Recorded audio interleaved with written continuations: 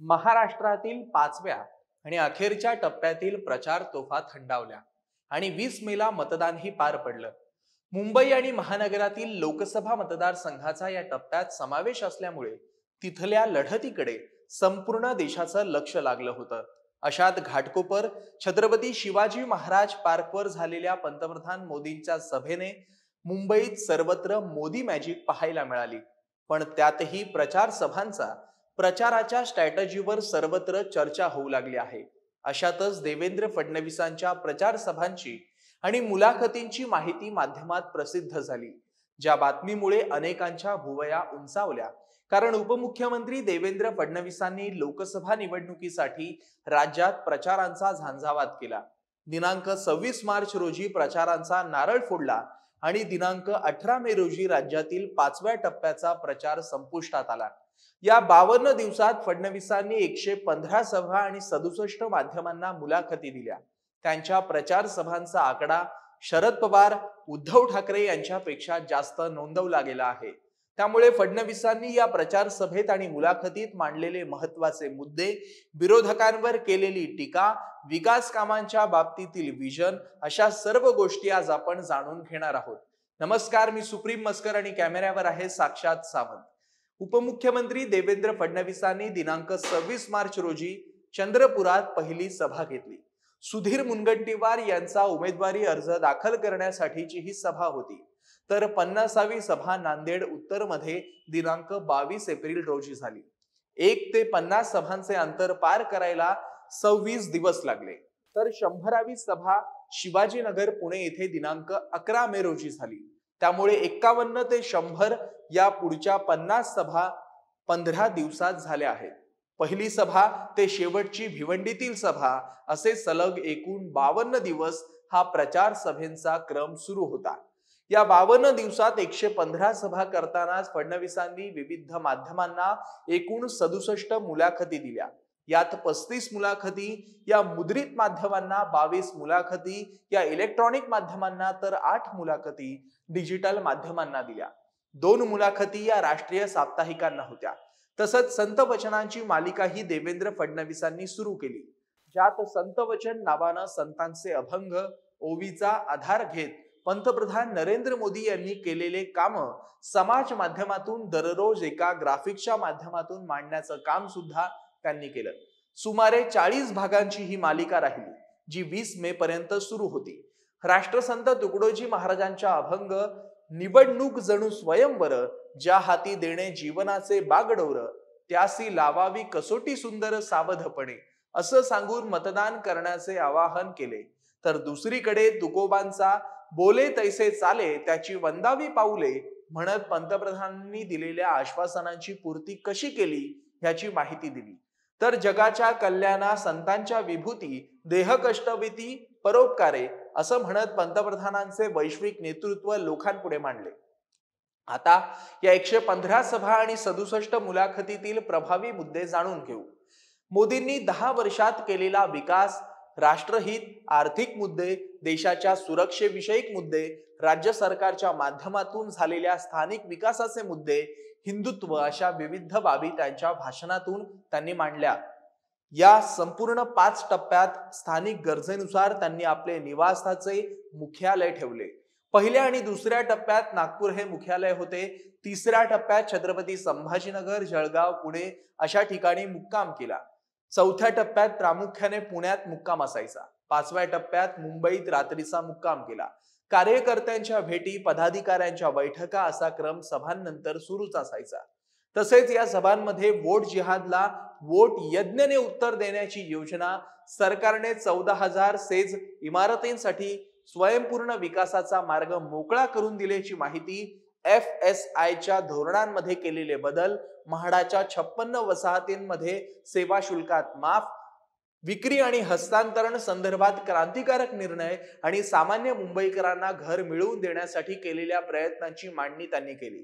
तर दुसरीकडे 25 वर्ष मुंबईवर राज्य करूनही काहींना मुंबईकरांना साधे घरही देता आले नाही, असा टोलाही त्यांनी उद्धव ठाकरे यांना लगावला. त्याचबरोबर कोस्टल रोड, अटल सेतू, मेट्रोचे जाळे, सांडपाण्यावर प्रक्रिया करण्याचा महत्त्वपूर्ण निर्णय ही घेतल्याचं अधोरेखित केलं. कोळीवाड्याच्या सीमांकनाचा प्रश्न मार्गी लावणं, नवीन DCR तयार करून या मूळ नागरिकाला विस्थापित होऊ न देणं असे संकल्प मांडले. कल्याण मुरबाड रेल्वे प्रकल्पाला मंजुरी, तसंच या प्रकल्पासाठी अर्थसंकल्पात 900 कोटींची तरतूद केल्याचे मुरबाडच्या सभेत त्यांनी सांगितले. त्याचबरोबर पुढील टप्प्यात नगरपर्यंत रेल्वे मार्ग मंजूर केला जाईल असं आश्वासनही देवेंद्र फडणवीसांनी नागरिकांना दिलं. शिरूर लोकसभा क्षेत्रात बोलताना रेड झोन बंदी उठवणे, आंध्रे प्रकल्पाचे पाणी आणणे, PM आवासची 20,000 घरे देणे, शास्तीकर रद्द करणे, कचरा प्रक्रिया प्रकल्प उभा करणे असे अनेक प्रकल्प मार्गी लावण्यासाठी आम्ही तुमच्या सोबत असल्याचं आश्वासन त्यांनी दिलं. मावळमध्ये रेड झोन बंदी उठवणे, इंद्रायणी नदी स्वच्छ करणे, पुणे पिंपरी चिंचवड मेट्रो जोडणे, वाहतूक कोंडी सोडवण्यासाठी 3 मजली रस्त्याचा DPR तयार करून आधुनिक शहर निर्माण करण्याचा मास्टर प्लॅन त्यांनी मांडला. तसंच महायुतीला पंतप्रधान मोदींचे इंजिन असून हे इंजिन देशातील नव्हे तर जगातील पॉवरफुल इंजिन आहे. या इंजिनाला अनेक घटक पक्षांचे डब्बे लागले आहेत. अशा डब्यांमध्ये दीनदलित, गोरगरीब, आदिवासी, शेतकरी, शेतमजूर, महिला, अल्पसंख्याक, भटके विमुक्त सगळ्यांना बसण्याची जागा आहे. ही विकासाची गाडी आहे. त्या गाडीमध्ये सगळ्यांना बसून सबका साथ सबका विकास करत पुढे नेले जात आहे असे विकासाचे विजन ही फडणवीसांनी मांडले. तसंच परभणी माढ्याचा तिढा सोडवत मोहिते पाटलांच्या साथीने माढा लोकसभा मतदारसंघात भाजपच्या उमेदवारांसमोर आव्हान उभे करणाऱ्या शरद पवारांना पुन्हा धोबीपछाड देण्यासाठी देवेंद्र फडणवीसांनी रणनीती आखली आणि आपली विशेष फौज मैदानात उतरवली. तर दुसरीकडे महादेव जानकरांना महायुतीकडून परभणीतून उमेदवारी देऊन बारामतीची सीट एक प्रकारे सेफ केली. त्यात 52 दिवसांच्या प्रचार सभेचा विचार केला तर दिवसाला 2 सभा याप्रमाणे 115 सभा महायुतीच्या उमेदवारांसाठी फडणवीसांनी घेतल्या.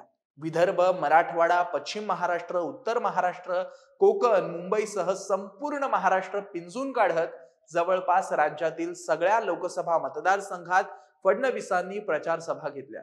तसंच 115 सभा आणि 67 मुलाखतीत त्यांनी विरोधकांचाही खरपूस समाचार घेतला.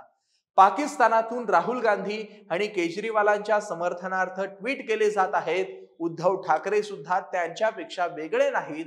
त्यांच्या उमेदवाराच्या प्रचारात पाकिस्तानचे झेंडे फडकावले जातात अशी टीका फडणवीसांनी ठाकरेंवर केली. तसंच माझ्या तमाम हिंदू बांधवांनो, भगिनींनो आणि मातांनो अशी गर्जना हिंदू हृदय सम्राट बाळासाहेब ठाकरे करायचे. त्यांचे अनुकरण करून उद्धव ठाकरे आतापर्यंत अशीच घोषणा द्यायचे, पण इंडिया आघाडीच्या सभेनंतर बाळासाहेबांच्या ब्रीदवाक्याला यांनी टाकून दिलं असा हल्लाबोलही फडणवीसांनी ठाकरेंवर केला. दक्षिण मुंबईतील उमेदवार यामिनी जाधव यांच्या प्रचारार्थ उद्धव ठाकरे, तुम्ही इतके वर्ष मुंबई पालिका चालवली तेव्हा गरीब मुंबईकरांची आठवण का आली नाही? मुंबईतील गरीब मराठी माणूस वसई विरारच्या पलीकडे का गेला याचे उत्तर तुम्हाला कधीतरी द्यावे लागेल. मुंबईसाठी केलेले एक तरी आयकॉनिक काम दाखवा अशी टीकाही उपमुख्यमंत्री देवेंद्र फडणवीस यांनी केली. त्याचबरोबर काँग्रेस बुडती नाव आहे, त्यात बुडण्यापेक्षा शरद पवारांनी अजितदादांसोबत आणि उद्धव ठाकरेंनी शिंदे सेनेसोबत जावं असा सल्लाही उपमुख्यमंत्री देवेंद्र फडणवीस यांनी दिला. तर एका वाहिनीला मुलाखत देताना मनोज जरांगे पाटील यांचे आंदोलन सुरू असताना त्या आंदोलनाच्या खांद्यावर बंदूक ठेवून माझ्यावर गोळ्या झाडण्याचा प्रयत्न करण्यात आला. माझ्या बदनामीसाठी शरद पवारांच्या राष्ट्रवादीतल्या काही नेत्यांनी वेगवेगळ्या ठिकाणी वॉर रूम्स तयार केल्या होत्या असा गौप्यस्फोटही फडणवीस यांनी केला. या सभा सत्राबरोबर तिकीट वाटपाच्या चर्चेत मित्र पक्षाला सन्मानपूर्वक जागा सोडत भाजपची ताकद कशी वाढेल याकडे जातीनं लक्ष फडणवीसांनी घातलं. महाराष्ट्राच्या प्रत्येक लोकसभेच्या आकडेवारीनुसार स्ट्रॅटेजी ठरवली. आव्हानात्मक परिस्थिती असलेल्या मतदारसंघात केंद्रातील नेत्यांच्या सभेचं आयोजन करून वातावरण बदलण्याचं काम केलं. केवळ भाजपच नाही तर राष्ट्रवादी, शिवसेनेच्या उमेदवारांसाठी सभा घेतल्या. बारामतीच्या विजयासाठी पडद्यामागून गणित आखली. त्यामुळे तिकीट वाटपापासून मतदानाच्या शेवटच्या दिवसापर्यंत देवेंद्र फडणवीसांचं एकहाती वर्चस्व दिसून आलं, ज्यामुळे विकसित, आधुनिक आणि दुष्काळमुक्त महाराष्ट्रासाठी कठोर परिश्रम घेत प्रथम राष्ट्र ही विचारधारा आणि संघटनेसाठी समर्पणाची भावना ठेवून दिवसातील 17 ते 18 तास उपमुख्यमंत्री देवेंद्र फडणवीस गेल्या 52 दिवसात काम करत असताना दिसले. तर तुम्हाला फडणवीसांच्या या मैदानातील 52 बॉलच्या 182 रनांच्या नॉट आउट खेळीबद्दल काय वाटतं ते कमेंट करून आम्हाला नक्की सांगा. असेच माहितीपूर्ण व्हिडिओ पाहण्यासाठी MahaMTVच्या YouTube चॅनलला सबस्क्राईब करा आणि फेसबुक पेजला लाईक करा. धन्यवाद.